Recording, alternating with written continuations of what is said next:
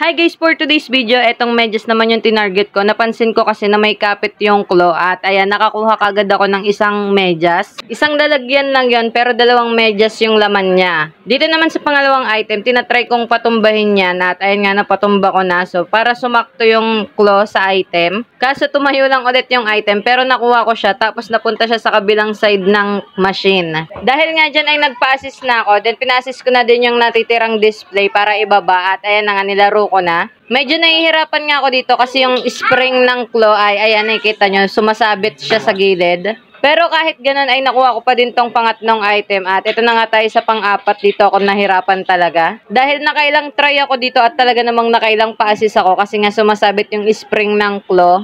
At kahit nga, ayan, makikita nyo sa video, nasa kanto na talaga ng price shoot ay hindi ko pa din nakuha. So, ayun na nga, halos nakasampu ata ako mahigit na try dito bago nagpakuha tong pang-apat na item. At ayun, nakailang ire-ire na kami dito bago nakuha. At ayun na, nakuha na natin yung pang-apat na medyas. So, wakas at dito na nga tayo sa pang-limang item at ilang try lang din nakuha ko na to.